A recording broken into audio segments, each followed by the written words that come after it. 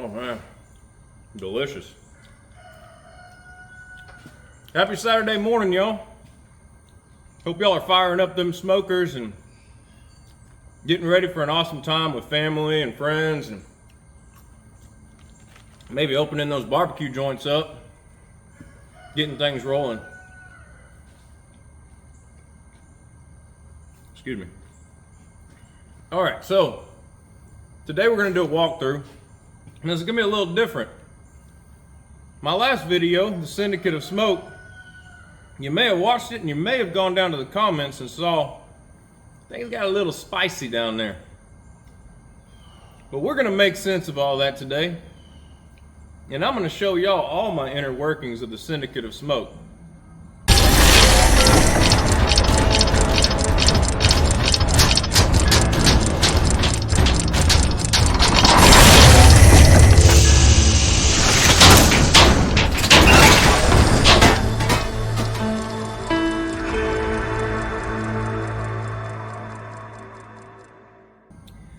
So there's a certain company out there that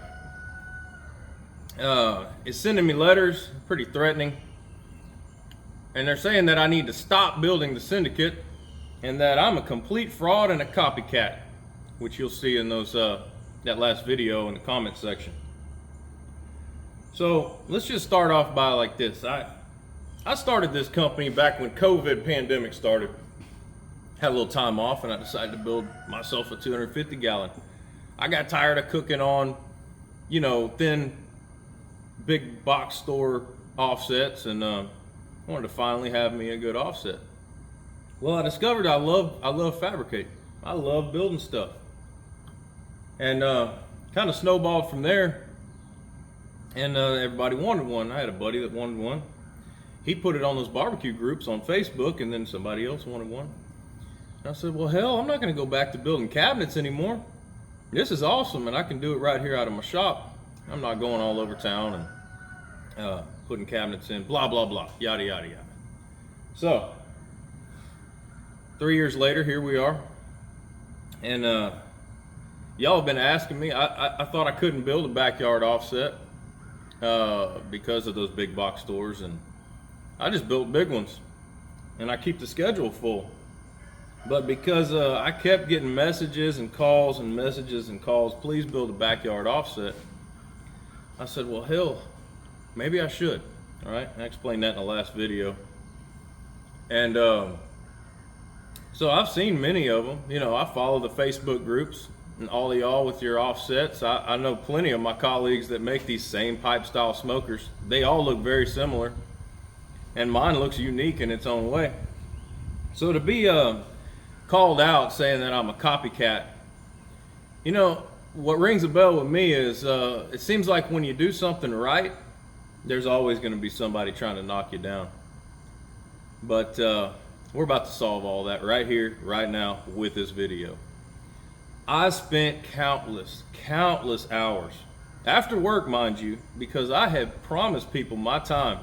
And thank y'all, my clients that buy those big smokers that I've got on the schedule. I sure appreciate y'all, and I appreciate every one of y'all subscribers, even if you hadn't bought anything from me.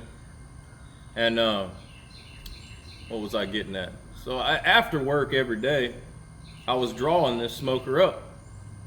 This took months of planning, and thinking about how the heat's going to flow and what I'm going to do. I had looked on Google Images. I had seen said company's smokers exterior.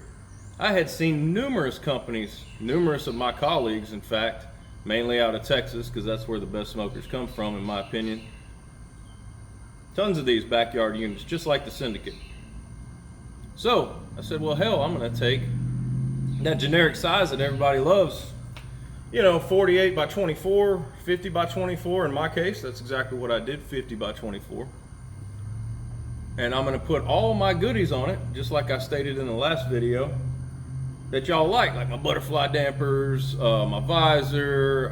I mean, there's only so many ways you can skin a cat. But apparently, if you have the airflow going into the chamber the way I do, you get attacked. So what I'm going to do today is disprove their claims, because I really don't feel like being bullied around. I don't take too kindly to that. And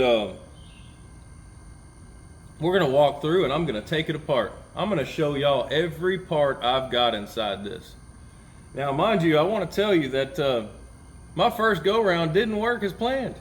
I had to reinvent the wheel, and these first two I built, which were in the last video, you know, those were the R&D models. So when we go inside this, you're going to see where I actually had done some afterthoughts and cut some holes. It's going to look a little rough, but really and truly it doesn't hurt anything as far as this smoker's functionality. And I was under the impression that none of these companies showed what I'm fixing to show y'all that I designed. And the only thing I did see is on Facebook groups where these backyard builders were building their own pipe offsets, and how everybody's been experimenting with heat for years on which way they're going to divert it, you know, trying to eliminate the hot spot on the grate and make these things cook as even as possible. I've seen numerous posts about that over the years. So anyway, needless to say, let's go over to the computer and I'm going to show y'all all my files that I drew for a long time to get up to this point. And you'll notice in the files I haven't added the holes that I ended up having to cut to make this thing function amazing, but they'll be added later. And yeah, well, let's go check it out. All right, y'all, excuse the mess. We're always go, go, go around here. So this is my little office here. This is my computer where I draw all my files. And I want to show y'all, these are all the files I sat and drew. Hours and hours and hours and hours and hours of drawing, okay? Hours of planning. I sat at this computer, sweating and busting my butt to build this product. So as you can see, there is all the parts that I'm about to show y'all inside the Syndicate of Smoke. Notice there I've also got one lined out for my sight glass to go on, so we're going to build some pretty sweet units. And there you go. That really lets you know. Bust a pause on that. You can check that out. Like I said, there's going to be more holes punched in those, and you'll see those inside this smoker. All right, y'all, here we go. Let's pull this back wall off and let's check out this air delivery system. I'm going to set y'all right here. I think that's a pretty good view. And I will take this thing apart.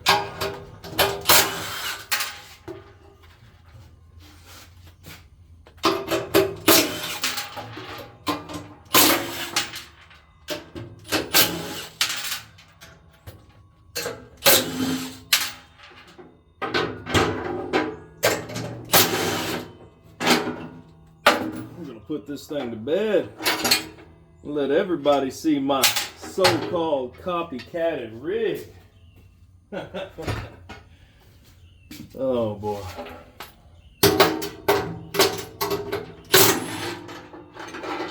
Yep.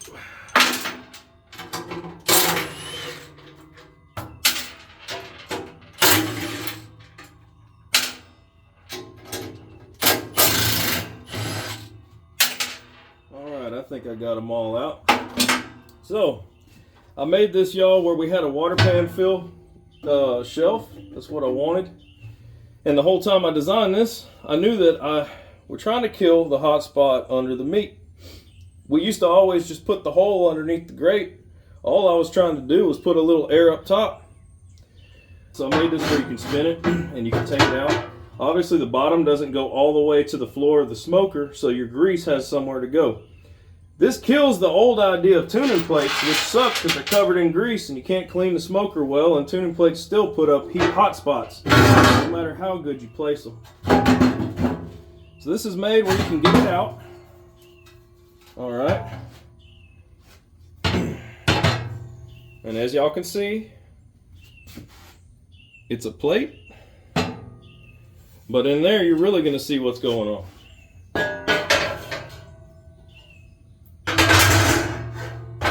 All right. So there's a lot of parts in here, y'all. So there's a lot of work in it. If you look here, as you can see, here's the firebox coming in. And there's a lot to explain here. Let me see how I want to go about it. You'll see the holes I ended up cutting. Because originally, I had it come in, slam this plate, and it would go around the outsides, in theory, okay? And it could go around the outside of this plate as well to go out these holes.